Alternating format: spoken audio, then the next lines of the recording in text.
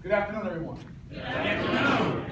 I'm going to try to do this without the podium and standing stiff and still with a microphone. And this is how I like to speak. I like to engage you. And I'll give you a little background on myself from doing current day, where I've come from, and where I plan to go. And we'll also have some time for a question and answer at the end of today's seminar or lecture. So just a little background on myself. You guys got some of the, professional designations and so what I've been able to accomplish from a real estate standpoint as a investor, entrepreneur, influencer, personality, author, and motivator and inspirational speaker. And where the magic all happened was I got into real estate in a very untraditional way. So I grew up here in New Jersey, in Somerville, New Jersey. We grew up on the low income side of town. I grew up on free lunch, food stamps, in the welfare line with my mom, a single mom. We had 3 other brothers and sisters, 3 siblings. And, life was rough growing up. And I took all the chances that you shouldn't take as a teen, ended up dropping out of high school at 16. Went back to high school and graduated the next year, but in that time that I dropped out, I actually started selling drugs. Selling drugs here in New Jersey, and thought that was going to be my ticket out of poverty, my ticket out of a low-income upbringing situation, a lot of adversity at home. So, me thinking I'm a genius young entrepreneur, I took my drug ring on the road and would start selling drugs in Baltimore and actually off to Lincoln, Nebraska at 17 years old. And on one of my trips to Lincoln, Nebraska, I made a stop in New York to pick up my product. And I would get locked up in New York at 4 days after I turned 18 years old, 4 months after graduating high school, where I should have been going to college. I ended up on Rutgers Island, C-74 building, Mod 3 upper, facing 3 years to life in prison for drug trafficking crimes and a handgun. I would learn in prison what my mistakes were in the streets, and I would learn how to commit crimes and sell drugs better. So after prison, I came home and I started to sell drugs more at a higher level. And I would take my shoulder back on the road to Maryland, where I would get another indictment by the age of 20, and would be facing 15 years in prison in Maryland, while on parole in New York, and on bail in New Jersey for another offense. So I screwed it all up before 21. Never made it to college, and I thought my life was over, down the drains, and I'll be coming home when I'm 35 years old. Luckily, and by God's grace, the cops who searched my vehicle, illegally searched my vehicle, and I was able to get the majority of my charge thrown out, and would only, I guess you could say, have to serve 18 months in a Maryland prison, and then come home to New Jersey on a program called ISP, Intense Supervision Parole. And while on ISP, I had to have a job. It was mandatory to have a job. I had a 6 o'clock curfew, I had to have a journal, a budget. We had to attend men's group meetings on Saturdays, and I had to have a job. So I went to Bridgewater Commons Mall. I got a job at Signature Shoes as a shoe salesman, and I still was in sales. And I did that for a while. And then as that got boring, I tried another job as a telemarketer in New Brunswick, right near the other part of Rutgers. And did that for a while. And the money wasn't what I was used to, so while on parole, after having these 3 felonies by the age of 21, while on parole, I decided to start selling drugs again, secretly, while on parole, working as a telemarketer, right? Just can't get enough. Live, get rich or die trying, as 50 Cent says. So I did that, started making money again, and was still frustrated by the 6 o'clock curfew and all the restraints of this parole program. So I decided, I had a genius idea, that I only had 8 months left on parole, and that it would be better to go back to jail, finish my time in jail, and come home with no parole. No curfew, do as I want, and that was my plan at 21, 22 years old. To go back to jail for 8 months, finish my time, so I had no authority over me. And I told this to one of my mentors in our Saturday men's group meeting, Pastor Antoine Thomas in Plainfield, New Jersey, and said, I'm going back, and I can't take this. And he said, before you go back, I want you to try something for me. You're clean cut, you're well spoken, I know you've been in some trouble. My wife works at a mortgage company, flexible benefits mortgage company in Plainfield, New Jersey. She's a processor there. I want you to go to Flexible, put some slacks on, a button up, and I want you to go there and apply for a job as a loan officer. I said, I have no idea what that is. I don't know anything about real estate, and I don't know what a mortgage loan officer does. He said, don't worry about it, they'll train you. So I went into Flexible, I tried it, put my Sunday khakis on and a button up, and they gave me a shot, gave me a job. It was a commission-paying job for financing, originating loans. And so at Flexible, because my family saw me making the transition, my grandmother gave me a shot to refinance her house, and my aunt gave me a shot to refinance her house, which I successfully completed both refinances, learned the process of actually putting in a mortgage application, or 1003 as we call it, and learned all what a borrower needed to do to actually get the bank to loan me money in a refinance. And I made $6 grand all while doing it. So to make $6 grand for pushing papers, when I'm used to making $6 grand from standing on a corner all night or risking my freedom, there was some attraction to this real estate thing, right? I just made $6,000 legally, I could cash a check, and all I did was push papers. That wasn't too bad. So I continued to do that, had some success, and then I started seeing buyers come in and out of the mortgage company, and I said, well, I wonder what it would be like and what I have to do for me to buy. So I pulled my credit and saw that it wasn't too bad. I owed the old Sprint bill and an old cable bill from an apartment I had with a friend a few years back, and saw what my credit profile looked like, and started to ask the senior officers of the company, my manager, how do I fix this? What do I do? And so I've got a lot of tips on how to build credit and get secure credit cards, secure loans to build credit, how to pay credit cards off and dispute negative items. And so I started to apply those things myself as I was also marketing myself as a loan officer in the mortgage company, bringing in business, while still on parole, right? So that would all go successfully, and I would find out that I was close to buying a house and was going to do it with my girlfriend at the time, who had a better, better job record than me and better credit than me, and that didn't work out. So anyway, I would end up graduating the ISP program while as a loan officer. But as soon as I graduated, my old ways crept back up on me, old habits die hard, and I left the mortgage industry alone and went back to the streets. So for a couple more years, I would be here in Newark selling drugs. I'd be back in Maryland and all over the country, still pursuing this dream I got at 15 years old from watching how the older guys in my neighborhood got quote-unquote hood rich off of drugs. I still was pursuing this image, this dream of being that kingpin, the guy with the flashy car and all the girls and 30 gold chains on. And that's what I programmed myself. My stepfather sold drugs, my biological father sold drugs. When I went out to Nebraska, the reason I made it to Nebraska was because that's where my biological father lived. My first week in my life that I ever spent with my biological father, the guy that birthed me, gave me these decent looks. I said it did. My first week I spent with my biological father bonding was me going to Nebraska and him showing me how to cook up crack. My dad showed me that at 17 years old. That was our bonding for a week. And selling drugs to his friends who also were getting high. So at a young age, I didn't have, or maybe I did have, but I didn't take the opportunity to set up a plan, a blueprint for myself that would end up being successful. What my neighborhood taught me and what rap music taught me and what my influences taught me was that I was going to make it being Big Meech or Rich Porter or Apple or Frank Lucas or some drug fairy tale guy that we know the story's always been bad. So anyway, sold drugs after parole and had an awakening here in Newark, New Jersey, right? So I was on a block, and it was on, I believe, 18th Ave in Springfield in Newark, New Jersey, and I was selling drugs with these blood guys, right? These guys are like stone cold killers. I mean, I'm pretty tough, but I'm not that guy.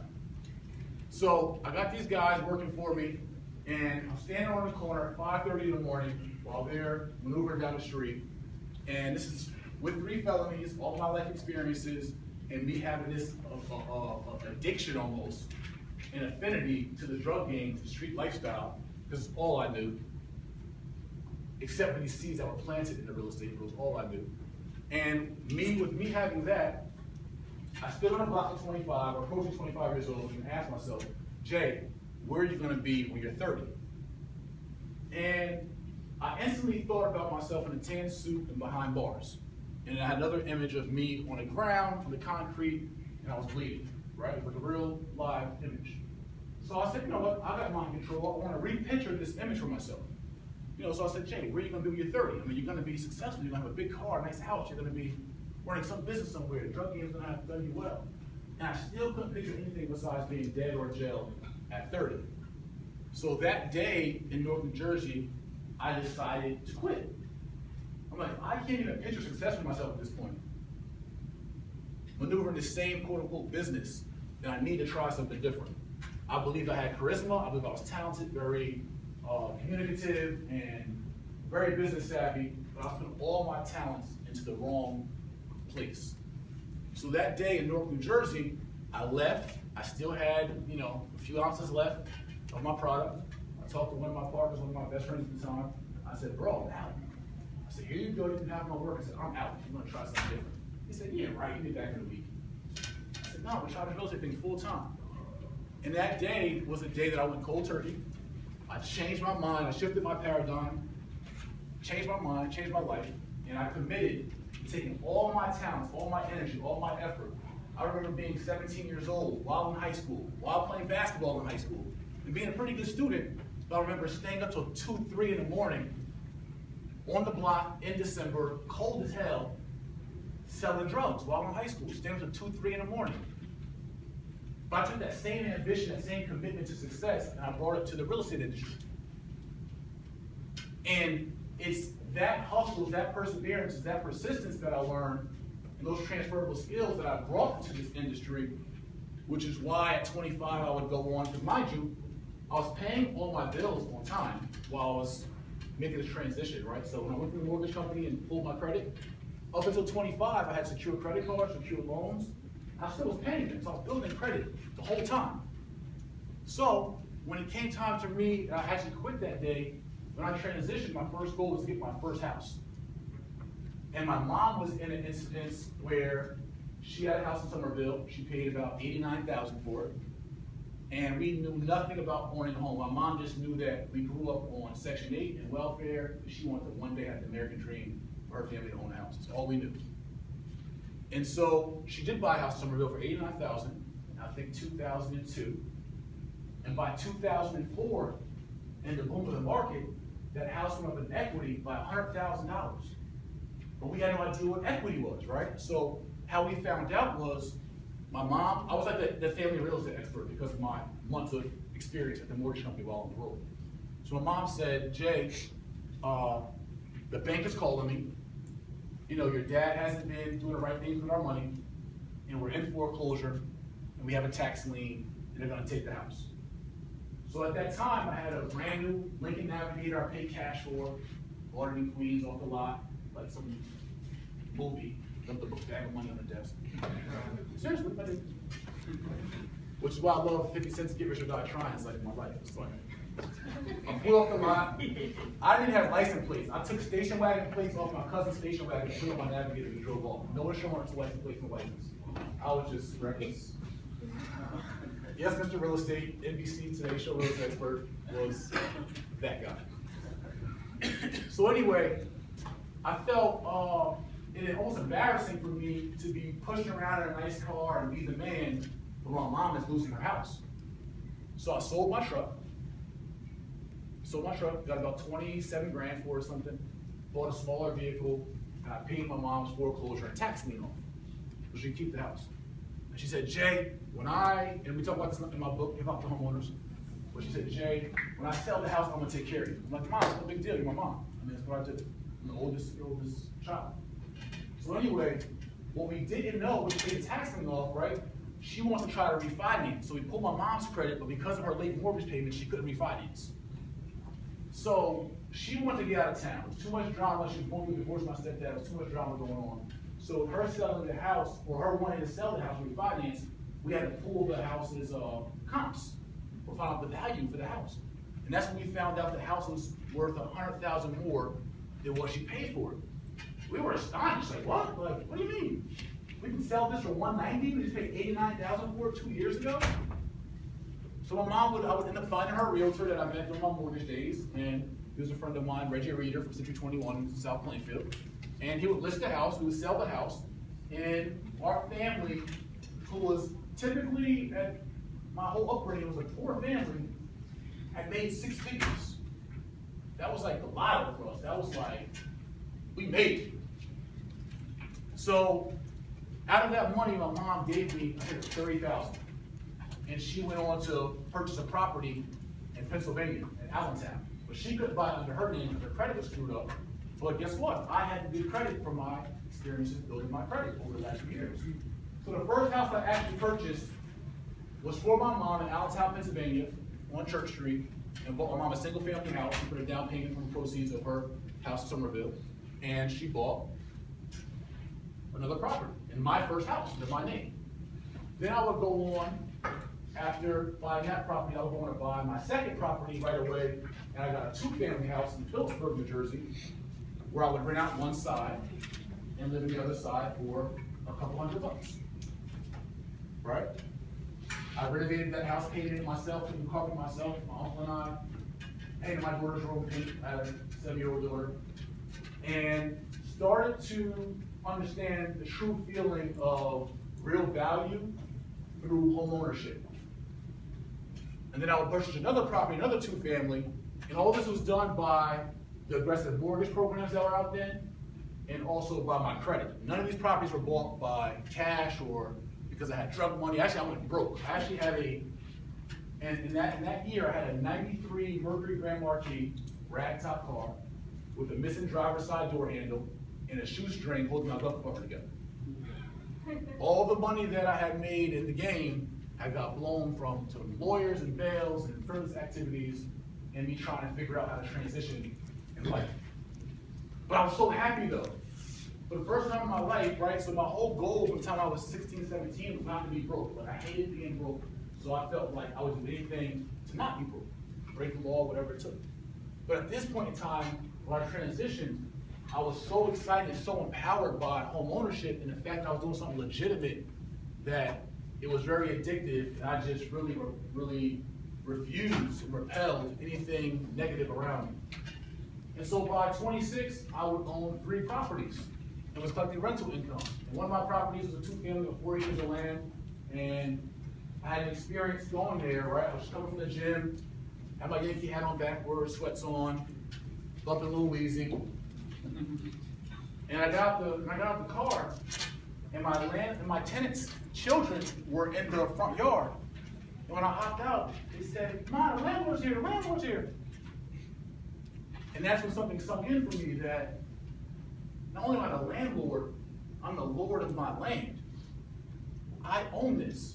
No matter what I've been through in life, no matter what my experiences were, no matter how I started, where I'm going is an exciting new place where people are acknowledging my authority in the situation, but acknowledging my power and ownership. And those things are what I took and why I had a message to want to start building on that for myself, but also start giving that back to my community, others that can relate to the power of ownership and the power of life transformation. So I'll go on to start working at the same mortgage company again. I'll work my way up to branch manager. We'll end up managing 2 branches, one in Union and one in Plainfield, New Jersey. But as I started buying those 3 properties, I saw the commissions the realtors were making on those properties. And I'm like, that realtor only showed me the house twice. He just paid 13 grand. I could do that for myself. So me being the energetic young entrepreneur that I am, I went and got my realtor license as well. And so at the age of 26, I was a branch manager of 2 mortgage companies. I was a licensed New Jersey realtor. I was an investor, homeowner, and hence I adopted the name Mr.Real. So I felt that I knew a lot, maybe everything, but a lot, in real estate at a very young age. I understood the financing aspect, I understood the purchasing aspect as a realtor, I understood the principles of investing and owning. And so I would continue to flip houses, and I bought my, another house in Highland Park, and I started buying. Every chance I could, I would buy. And I would rack up more money. And then in the mortgage industry, I was killing it.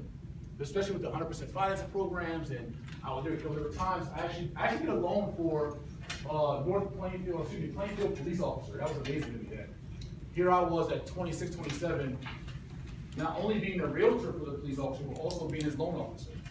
So by the time I listed his property, found his new property, and did a mortgage for his property, I was getting paid 3 and 4 ways off one transaction. And it was amazing that where I would run from the law, I'm now doing business with the law. And that was another mind-blowing, and just more validation for me that I'm going in the right direction, right? So fast forward, had a lot of success. I started learning about wholesaling real estate, which is something we teach in my academy. Wholesaling real estate is where you legally are a middleman in real estate, not being a realtor, not being a loan officer, not putting up your own money. But wholesaling is where you actually get paid in real estate from evaluating deals, contracting properties, and then assigning those contracts to other investors for a fee. So I learned how to actually, because I was in a position, right, and I had a brand of Mr. Real Estate, everyone would come to me with real estate questions, whether they're losing a house, want to buy a house, or whatever it was. And then I learned about putting signs up and branding and marketing and sending out mailers and all those kind of things. I just organically knew how to hustle. So people will come to me with deals that I couldn't afford to actually purchase myself. But I'd contract those deals, and then I would assign those contracts to people I knew with more money than me and charge them a fee for a good deal. And I would end up just stacking up money, and legitimately by the age of 28, I made my first $1 million. And you know, I can talk forever about that experience. Even my first 100,000. I remember the first time I seen 100,000 in my bank, and it was legal. I got 6 figures. I got 100,000. Actually, 112,000 because I had like 30, and then I closed the deal for like 90. It was like 122,000 maybe. So my first big check was 93,000. That was the biggest flip I had at that time. 27 years old, 93,000. And mind you, leading up to the closing table, I'm like, it's not going to happen. My life is not that good. Somebody's going to back out of their deal. There's just no way. I'm just talking to God the whole time, like, no, I know. Like, I'm not even hyped about it. I'm just like, I'm going to go here and it's going to fall apart. There's no way I'm going to walk in this room, I'm going to walk out 93,000 richer. Like, it just don't happen like that. That's fairy tale stuff, not my life. But it happened.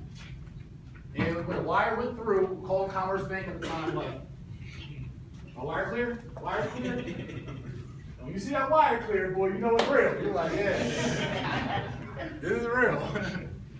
And I would go on to try other avenues of real estate, and I actually built a property in Bridgewater. I actually bought a house. I knocked it down, cleared the lot, built a modular home on it, and just started trying my hand in different businesses while I was doing mortgages, I was a realtor, and everything else.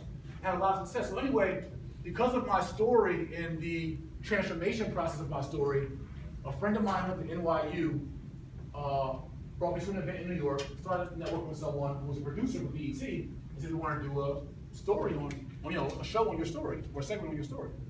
So I did in 2007, I believe, a show with Dr. Ian Smith on BET called Meet the Faith on transformations. And then right after, a friend of mine was driving from Maryland, heard on Hot 97 on the radio that Rockaware and Jay-Z were doing a contest called I Will Not Lose, and they were looking for success stories of people that won't lose. He's like, bro, you can win. I'm telling you, do it, do it, do it. I'm like, mind you, at this time I'm feeling myself, right? So my thing is going, I got money, I don't need no radio, I don't need, I got this. I came from the bottom, I climbed up on my bootstraps, and here I am, I arrived. And so anyway, let's get to it anyway. So I had a friend who worked at the 4040 Club in New York. I shot my video at the 4040 Club, told my I Will Not Lose story, and then Rockwell picked it up. And not only was I one of the few winners of the I Will Not Lose contest, which was a national campaign, I had a billboard in Vegas, a billboard in Times Square, an article in Vibe magazine. It got a lot of national exposure around the same time as BET. And so my brand exploded on a national level at that time. So the real estate market would soon crash, and luckily I cashed out. At the time I owned about $2 million in real estate and maybe over 22 properties, and I cashed out right before the market crashed. So I luckily stayed it out. Only maybe 1 or 2 of my properties kind of got stuck in the market, but I was able to get my way out. And I used what I learned in real estate from a business perspective, my experiences of actually branding myself and just running a formal business, and the capital that I got in real estate, I went to open a restaurant in Hampton, Virginia. 10,000 square foot commercial building, got all the permits, variances from the town, did all that kind of stuff. Anyway, the restaurant didn't work out, it flopped. But I was able to take a shot at a dream I had of owning my own restaurant and club. Then I also was able to get into the music industry. So that's what I wanted to do. I wanted to try another business. So I was able to pursue several other businesses and other dreams I had, all the income and revenue that I made off real estate investing. So it provided me an opportunity to be very flexible in what I want to do.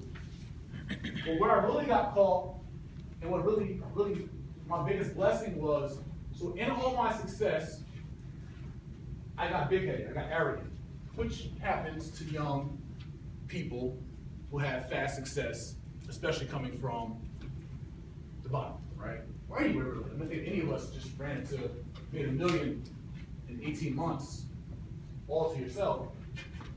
Those of us who aren't mature might act up a little bit. So, from that experience, I end up actually going bankrupt. I spent money frivolously. I was at every event. I was at every New Year's Eve party, in the clubs, all in, all types of jewelry. And a lot of my old lifestyle caught up with me, not from illegal activities, but from the culture of my old lifestyle. I didn't buy into corporate culture. So that was another big point and a big takeaway for you guys as you guys get to whatever you're doing. One thing that I learned was, it's not, and what I teach in my academy, it's just not about facilitating real estate, which anyone can do once you learn the systems, but it's also about your integrity and your character and your maturity as a person. Because you gotta be able to handle your success. I can teach you how to be successful, but you gotta be able to handle success. And that's not easy for people, especially that don't have experience or family experience of handling that kind of success. But that was a good thing for me, because what it did is it humbled me greatly, to the point where I had no car. I went from having a Range Rover and my own place and just anything I wanted to do to having no car, borrowing my money from my mom. But what I did have is I had knowledge, and I had skills, and I knew the game.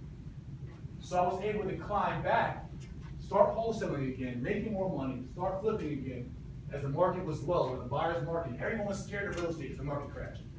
But for me, with the knowledge I had, it was like easy pickings. Like, what? You don't want this? So I started working my way back up, climbing my way back up. And started also doing this, right? So I found my purpose in that process. But I wanted to challenge myself. I didn't want to be the same as the real estate guy I used to be, right? So I was like, buying and flipping houses in Newark, buying and flipping houses in New Brunswick, buying and flipping houses in Central Jersey. That's cool, makes me money, but I want to do something more sexy. I want to do something that had a little more appeal to it. So I Googled richest towns in New Jersey, and Alpine, New Jersey came up, which is actually the richest town, one or two, in America.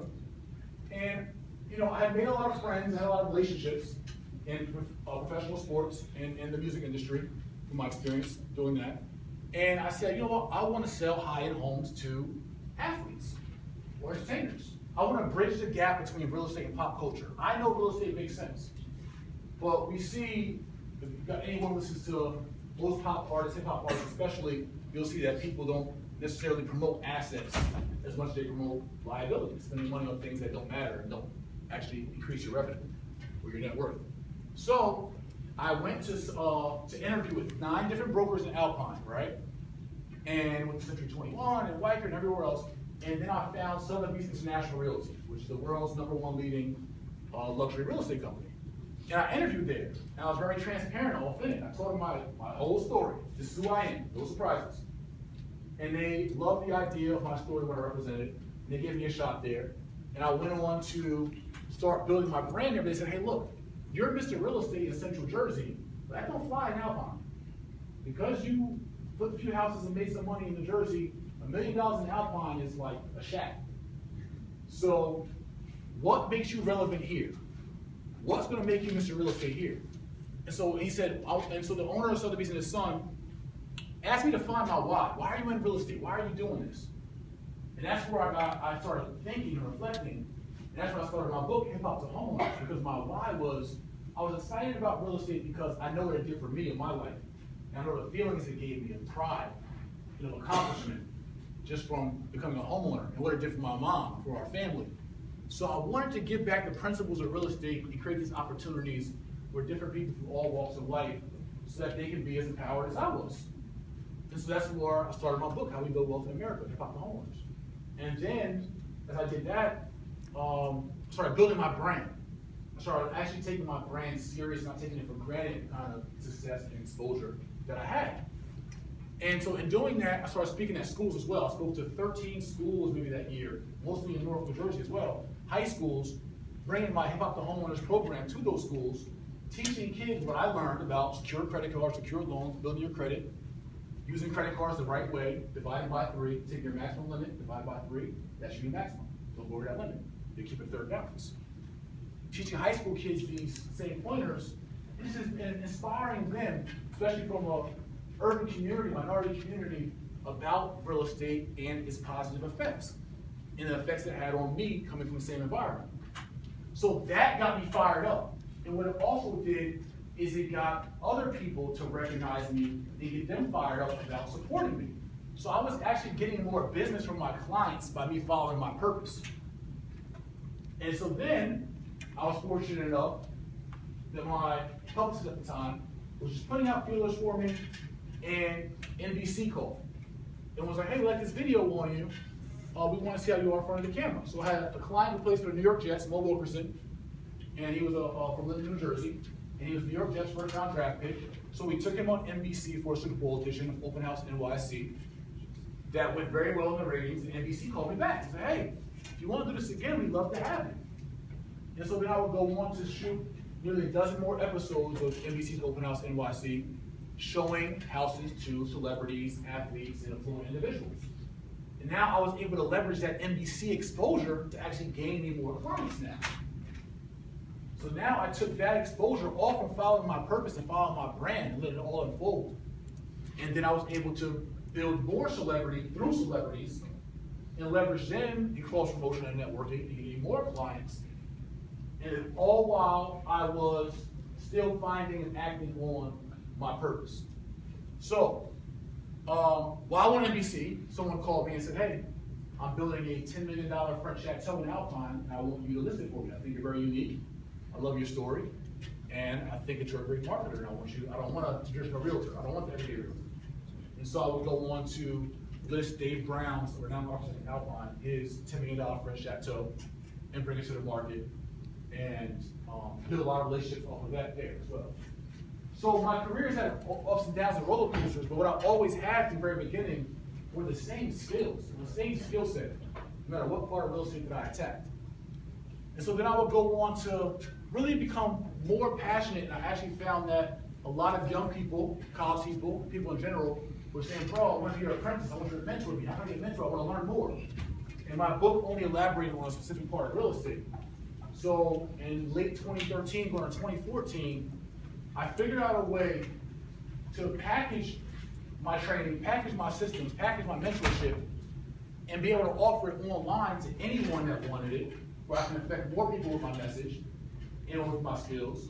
And I started the J. Morrison Academy, where we teach 4 semesters in a 12-month program on wholesaling real estate, how to make money with no cash or credit, financing real estate, all things I learned in a mortgage company. And as you learn about getting hard money and private loans and creative financing, buying and flipping. How do you buy and flip a house? How do you evaluate a deal? How do you interview contractors? How do you know what's a good market, good area? And then buying and holding real estate, which is really the pinnacle of all real estate, right? So whenever you're getting into real estate, the real value is in building a portfolio. It's cool to buy and flip. It's great to get your money up, you say, or to generate revenue by buying and flipping or wholesaling. But the real end game, the real genius of it all, is just monopoly. That's it. It's a real life monopoly. And monopoly is not about you buying and selling Boardwalk Place. It's about you buying and holding Boardwalk Place and Park Place. Because once you hold them, now you have leverage in that community, and now you can build and put 4 greenhouses on it. And what happens when you get 4 greenhouses? What do you do next? You get a red hotel, which now has more value. So those are the principles of real estate, and it's very, very simple. It's all about having access to financing, right, or capital, whatever you do it, whether you got family with capital, whether you can get a good bank loan, or whether you grind your capital up from your job or from wholesaling, whatever you do. So having some kind of capital or creating capital through real estate, whether it's a realtor, mortgage, whatever it is, creating capital, being able to leverage credit, but also having the skills to evaluate deals the right way so you don't get caught with your pants down, and then building a portfolio. It's cash flow and a portfolio. So through rental income, whether it's 2-family houses, single-family houses, 4-family houses, or whatever, you get cash flow, monthly residual income from rents, right? Cash flow is very important. Also in real estate, you get a lot of tax breaks, tax shelters from real estate as well, right? The interest on loans, certain maintenance repairs, taxes, closing costs, tax shelters, tax breaks. So it's cash flow, tax breaks, and then appreciation. The fact that real estate goes up in value over time. And even if you see real estate that dips and goes down over time, it still will go up over time, just maybe more time. But real estate will always go up in value over time. Always, always, always. Because of one simple factor of supply and demand. We are living longer, we're all being healthier, we're all doing yoga, we all drink fruit juices, we all get a gym membership the first of every year. So we are living longer as people, but the earth is not growing any bigger. All the land we have is all the land we got. God ain't making no more land. So he who owns the most land, or she, wins. Supply and demand. That's a general principle of real estate. Hold one property, build a portfolio, then you can either cash out and do something else, your own business, or put your kids in college, or go toward the world, whatever you want to do. Or you provide yourself an opportunity by building a portfolio, building cash flow, getting tax breaks, or once you build more equity, you don't have to sell your properties. You can refinance them, get a home equity line of credit, a home equity loan, or tap into your equity other ways. Still keep the property, still keep the rental income, keep the land, but pull the money out and go buy more properties. Or fly around the world, or buy a girlfriend a nice Gucci bag, or I don't know, whatever it is that you want to do. These are things that you're afforded to do by following that simple formula of how real estate works. And another point I want to make that I'm sure most of you guys know already was that when you own real estate, not only do you own the physical property, and not only do you own the land, the acreage, but you also own the mineral rights under the land, and you also own the air rights above the land. In New York right now, they're selling air rights to build above properties. I mean, hundreds of dollars a square foot for air rights. People buying air. But you own the air when you own the land. What else can you benefit from if you own the mineral rights or land rights from a property? Anybody? Oil. What else? Rare earth. Excuse me? Rare earth. Rare earth minerals. Yes, earth minerals. Yeah. Any kind of agriculture, farming, all that stuff is all around land ownership. These are all things you can do with properties. You can do social projects. And when you think about it, and why I love real estate so much, and why you all should, when you think about it, because everything on earth is real estate. The earth is one big ball of real estate. That's all it is. This building we're in right now is what? It's real estate. The gym you go to is what? Somebody owns it. It may not be you, somebody. Everywhere you go, the place you go to worship or not worship is real estate. Where you go eat tonight, you go to Fridays, is real estate. McDonald's is one of the #1 businesses in the world, not because of their hamburgers, because they own the real estate. A lot of real estate. And it's just the value of this particular industry. So I'm just excited about it. I'm passionate about it. What I found is that my love for investing, I will always invest. I'm a smart guy. I understand the angles. I understand the position I am as an influencer in the industry. But my passion isn't even investing anymore. It doesn't get me pumped up to go, oh, this house is good. No, it doesn't get excited. What I found is that God gave me gifts of teaching and leading. I get excited about teaching. I get excited about helping other people, young people, understand these same core principles, and then watching their success. Watching my students tweet me or Instagram post or in our Facebook group in the academy say, bro, I'm 20 years old in Chicago, I just closed my first deal, made $4 grand. Or I'm a single mom in Detroit, I own my own hair salon, I just closed 5 deals this year. Or I just made 40 grand in the last 3 months wholesaling. Like that gets me excited. Being able to apply these skills. Real estate is so applicable. It's very easy to apply. Which is the other great part about it. Where sometimes, like, we keep taking all this education, but now you gotta go on a job hunt. You need a job. In order to apply the skills you learned from your education, you need a job. In real estate, you can create your job while understanding the same skills. So, anyway, in that whole phase of the story, I was able to break into NBC and also did a couple episodes as a real estate expert on Today's Show, on some homeowner episodes and buy and bust and games they played. And I've just been able to keep positioning myself and keep learning as I'm going along. I'm learning more. Like I'm learning a lot about apartment buildings right now. I have a mentor and coach where they just closed yesterday on a 116 unit in South Carolina. Right now they're managing over 70 million real estate assets, over 1,300 units. And we've partnered now, and we're going to be doing a real estate conference in Atlanta in May. And on how to build wealth in real estate through apartment buildings. And that's the next phase.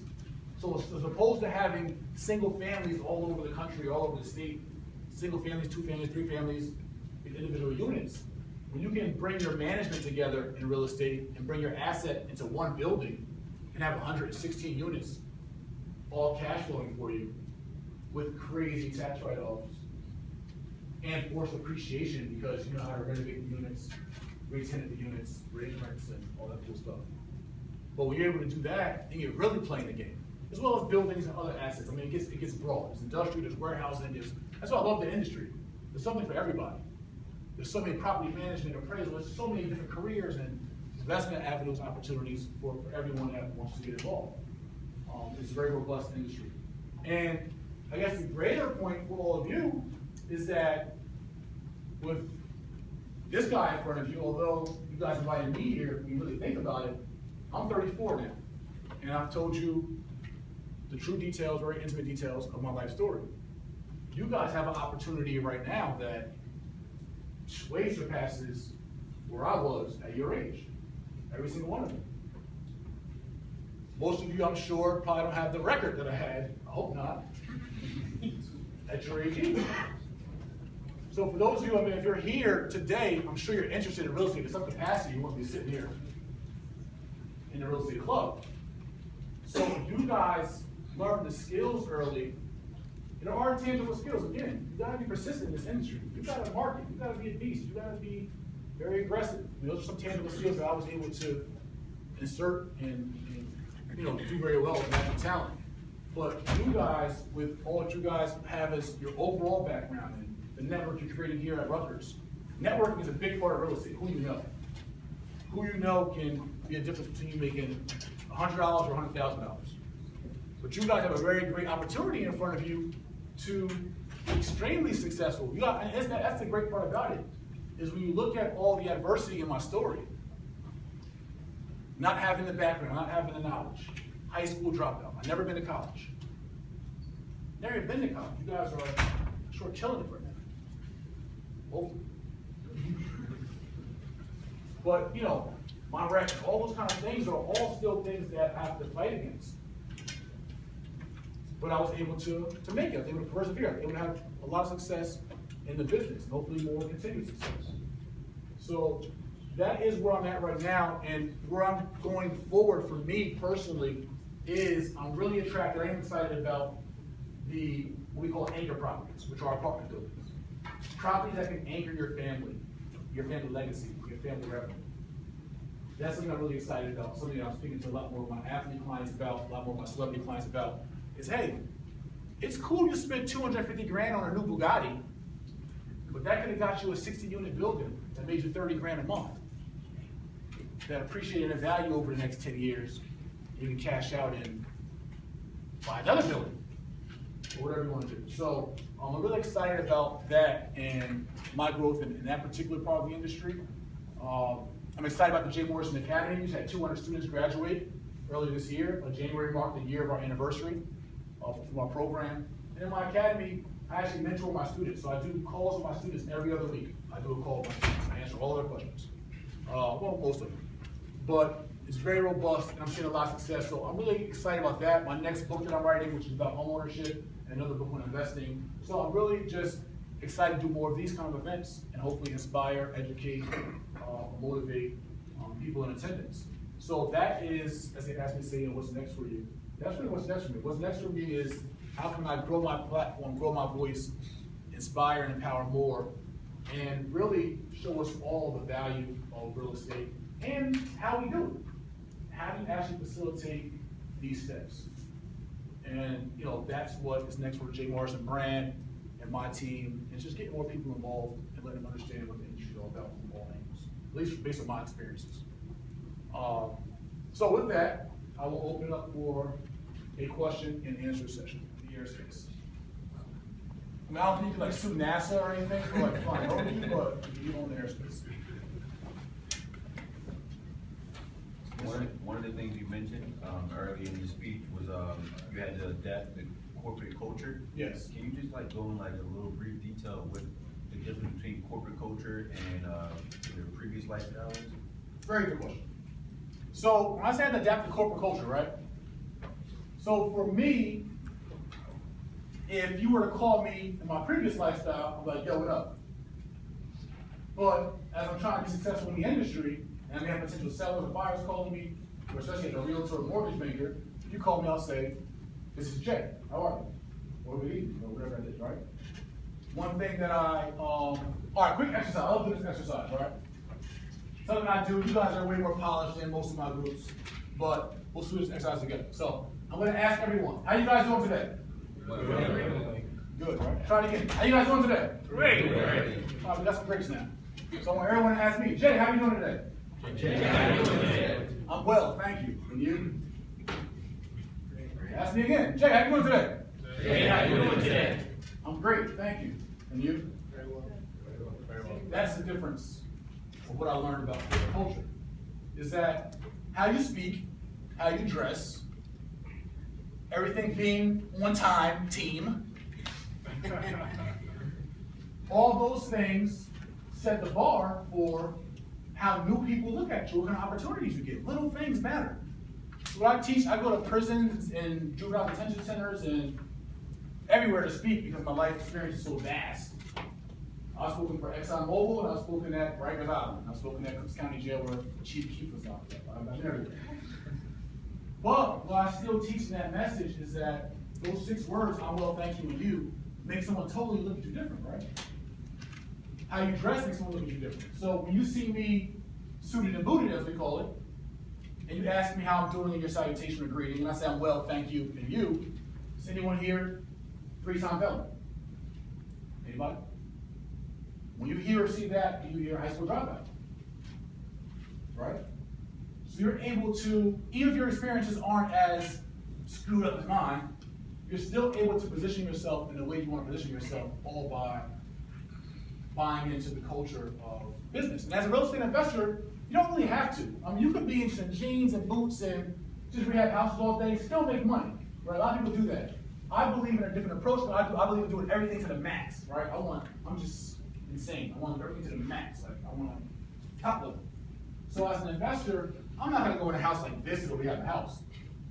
But I do sometimes because I don't rehab the house. I'm the expert at hiring experts. I know how to hire a contracting crew. I know how to interview 3 contractors. I'll have them all get the house at the same time. So they all those competition, have them all give me estimates and barter down my estimates. And then I have them do the work and I just pop in and check on it. And I can do that in my jeans and my Prada sneakers, or I can do it in my wingtips and my United suit. All on preference. But if you're gonna be a realtor or a mortgage professional or just anything, I believe people buy into you more than they actually buy into the business model. So as a loan officer or as a realtor, or even as an investor, if I'm going to meet with someone about, a divorced couple, right? They got divorced, the husband hates the wife, she hates him, they want out of the house ASAP, they don't care what they get for it, and that's what we'll call a motivated seller. If I want to make the best impression on a motivated seller, that I'm your guy, out of any potential other investors, I want to show them that, make them feel comfortable that I'm going to get the deal closed. And what can help them make them feel more comfortable and get the deal closed is, I think they feel more comfortable with me talking to them like this than me in my sweatsuit about buying your house. Even if my pockets were just as long either way. So that's what I mean by corporate culture. Anyone else? Yes, sir. When you started working as an agent, did you start at Sotheby's or did you start somewhere else and then move to Sotheby's? Yeah, I started at Keller Williams back in 05 maybe, and I've been around like I won't say that word, but I've been to Keller Williams, I've been at Century 21, I've been asked to be a brand ambassador for Caldwell Banker, I've been at Sotheby's, and I'm probably missing somewhere. As an agent, honestly, it's just free money to me. Like right now, my license is actually hung with the state as I decide if I want to be a referral agent or go to someone else's brokerage, because it's just free money. I don't aspire to be a real estate agent, and why? Not to discourage anybody. I'd rather put my time, my expertise in real estate into evaluating my own deals that could make me hundreds of thousands of dollars than to me ride around and show you 30 properties to make a commission if you decide to buy it. And that happened with one of my NFL clients, played for the Broncos from New Jersey, went and showed him 12 properties in one weekend. Exactly what he wanted, right? I'm a very good consultant. And what I mean by that, as anyone that might be a future agent or consultant in any facet, as an investor, wholesaler, mortgage banker, or whatever, I ask all the tough questions up front. So if you want to buy a house from me, I'm going to ask you how many bedrooms you want, how many baths. Do you want a man cave? Do you want a garage? Do you want an attached, detached, 2-car garage, 3-car garage, no garage? You want a pool, in-ground, above ground? You want a 2-floor house, ranch house? I ask all the questions up front so I can narrow down my client search. And I don't gotta be wasting my time. So now, as I ask you all those questions, and I narrow down the perfect properties, then we go see them, and you tell me, I like it, but we gotta call my mother-in-law, make sure she approves. Which is literal, it really happened. And then a mother-in-law comes and say, nah, I don't like it. So now I just wasted my gas the whole weekend and all my time. Time is the most valuable thing we have, the most limited thing we have, all to make a potential commission off your property that may never ever happen. So I'd rather put my time in as an investor than a realtor, which is why I hold the realtor title still, and it's good to be celebrity realtor Jay Morrison, but it's not something I really look to do. But one of my NFL clients is looking to buy a $2 million house, I'll do that. Right?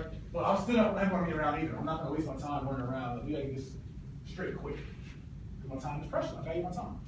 So that's, So would you say there's more money in, like, say, being an agent and collecting commission on that, or being a wholesaler and collecting the spreads? There's probably more in being a wholesaler, more money, and there's more freedom, more liberty in being a wholesaler. As an agent, you're actually working for somebody. Although you're an independent contractor, you still have your license under a broker. And you really can still tell you mandatory meetings, you gotta be here, you gotta be there. But in becoming a wholesaler, as I teach my students how to become their own boss, their own business owner, get their corporation, brand themselves, all other kind of stuff. So I like being as independent as possible. That's just my personal preference. I think somebody up there had one. No? What's up? Mr. Morrison, I was wondering, so you say you like to be excellent in everything you do. What's your lifestyle in that? Because I think a lot of times, in my opinion, when we see business, sometimes we want to get to the top really quickly. I believe that we have to be consistent and steady in it and not cheat or be honest in everything. And so, what do you have to say about that?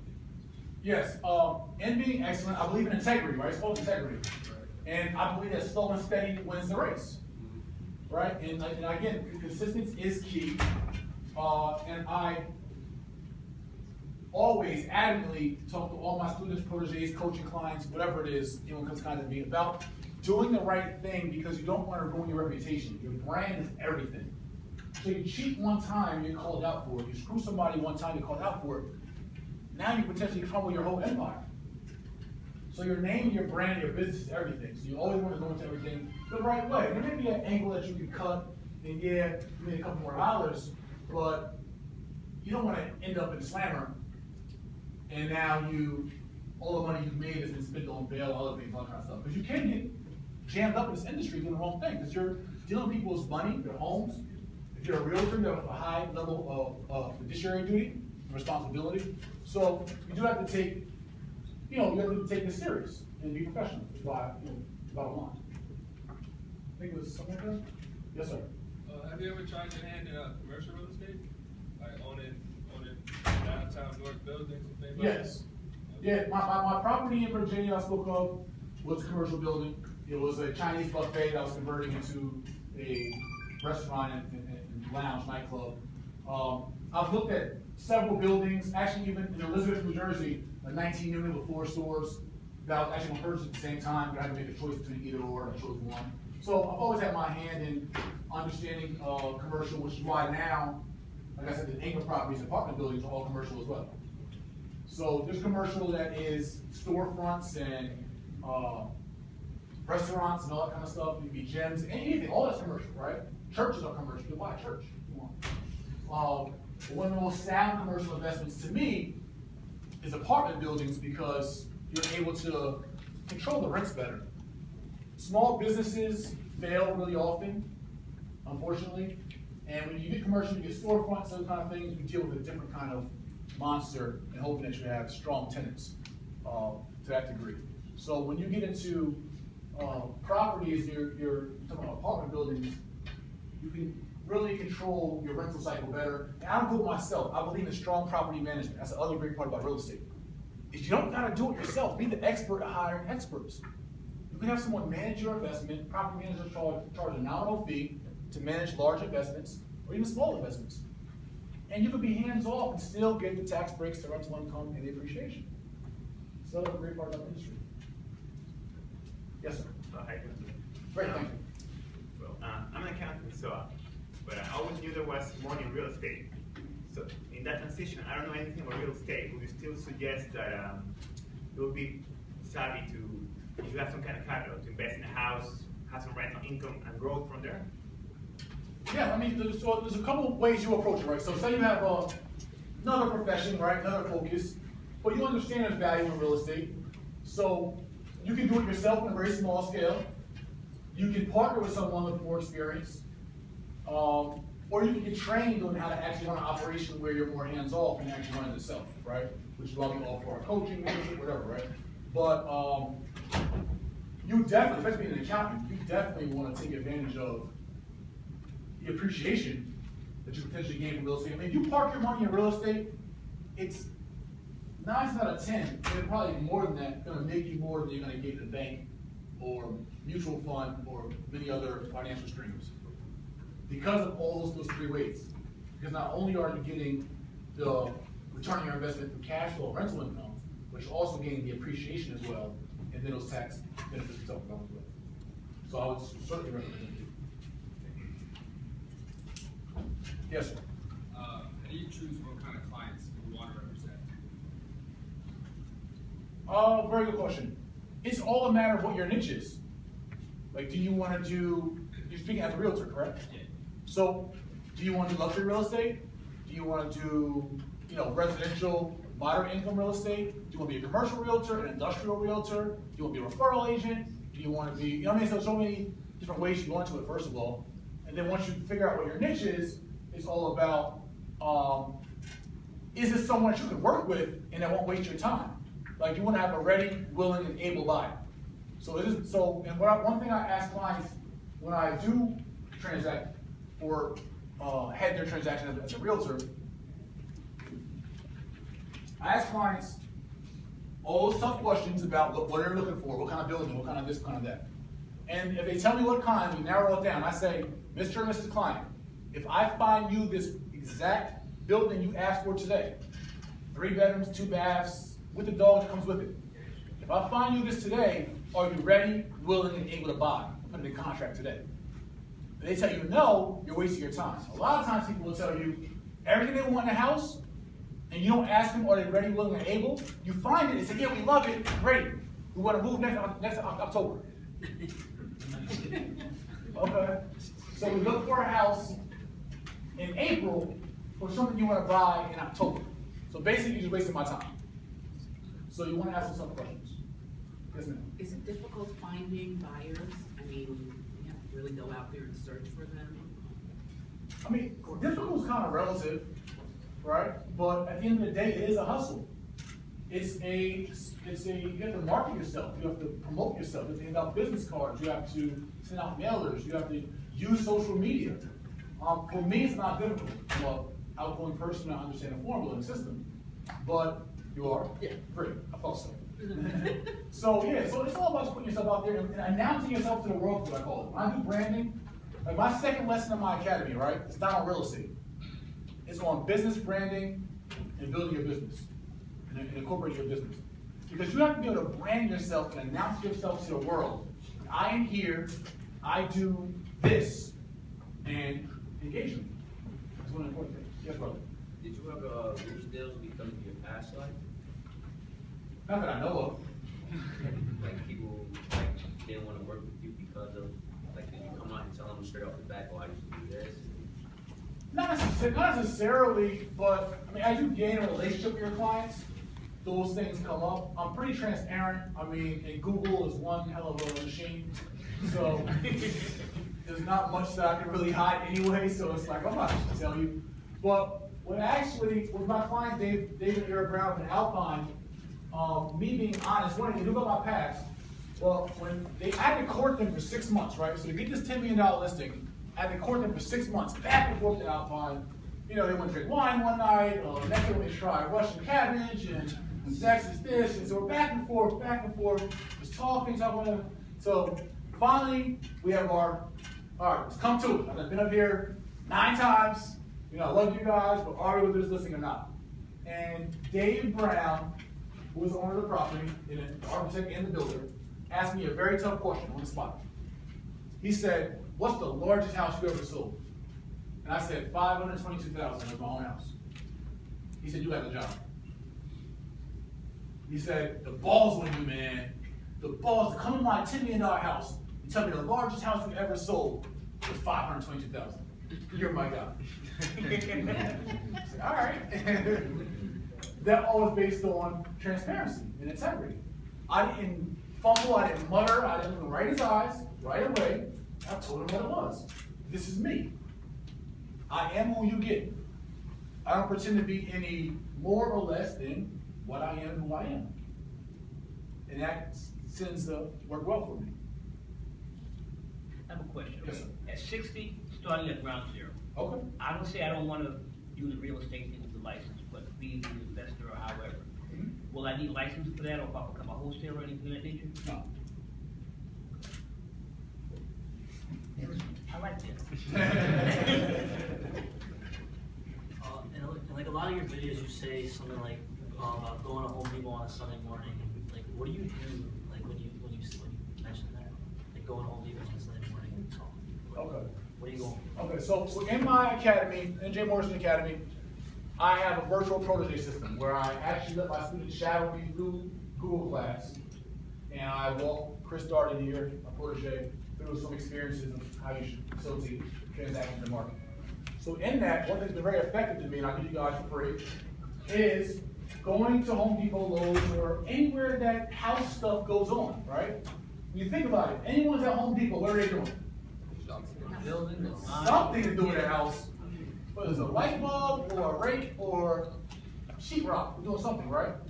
So I teach my students to go to Home Depot with your cards and go build relationships.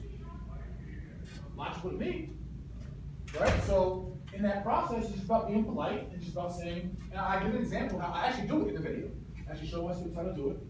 And I approach people that got paint on them and boots on, it look like carpenters or contractors or whatever. I stereotype a little bit, okay?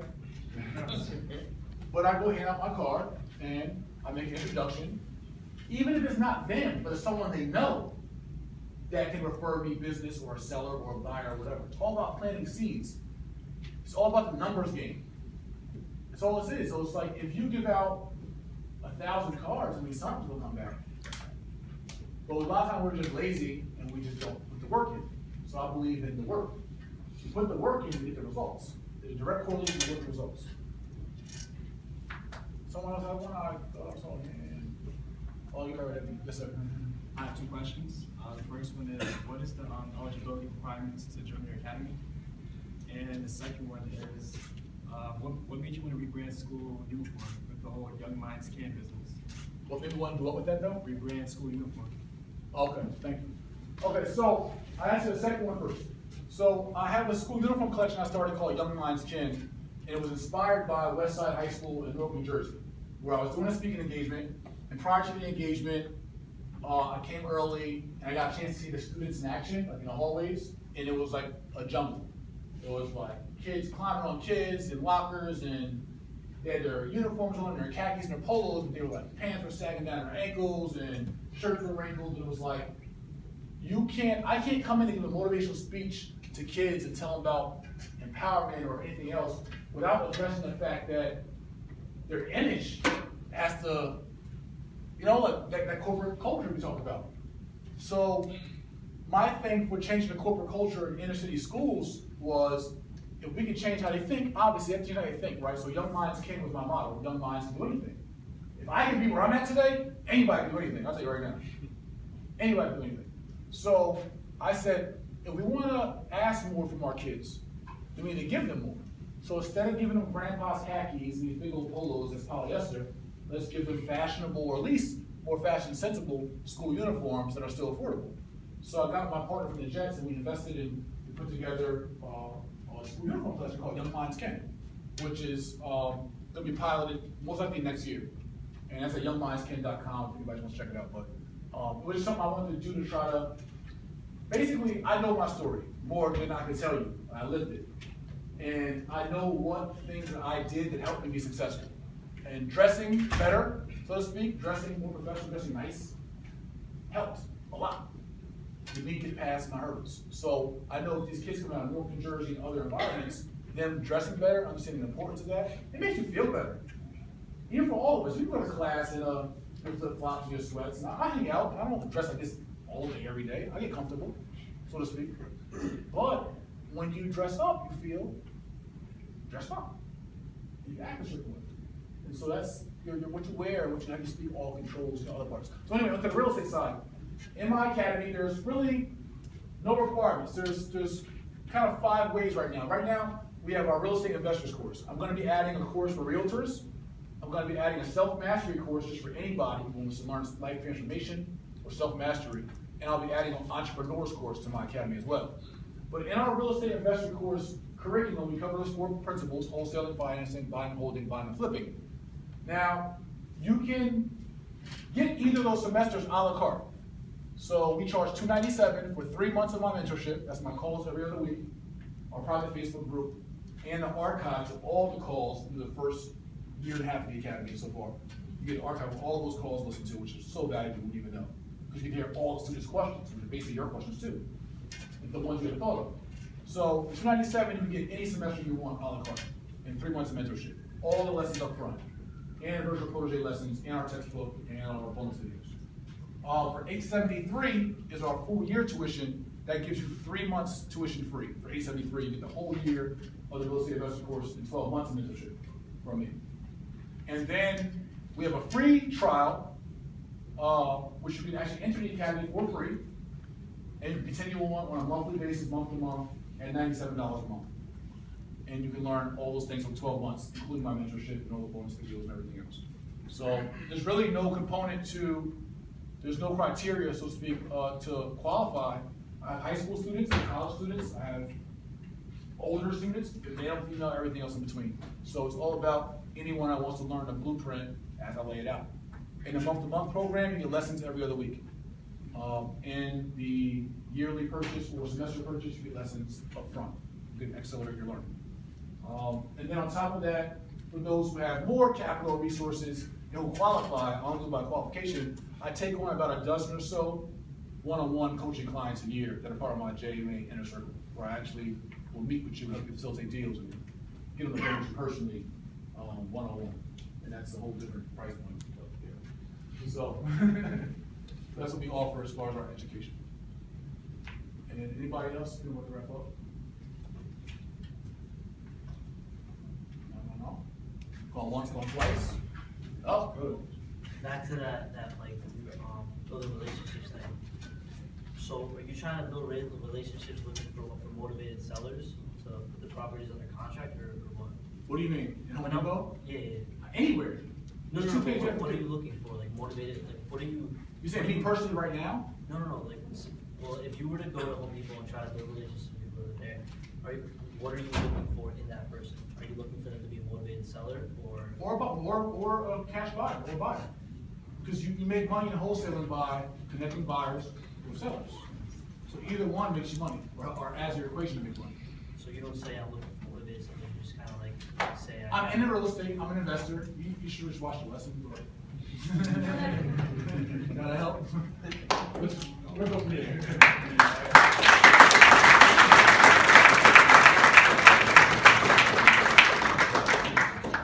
All right, guys, I'm pretty much going to wrap up. Just want to thank Jay again for his time and sharing his insight, and let's have another round of applause for him.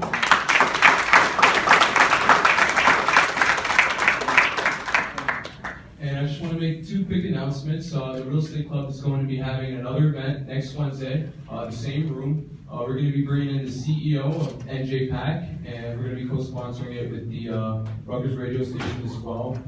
They're going to be coming in talking about their business operations and what they do as a business as well. And another event to look out for is going to be April 27th. It's on a Monday. We're going to be partnering up with a nonprofit organization called Stop Hunger Now. And we're going to be pretty much last semester we were able to package over 11,000 meals.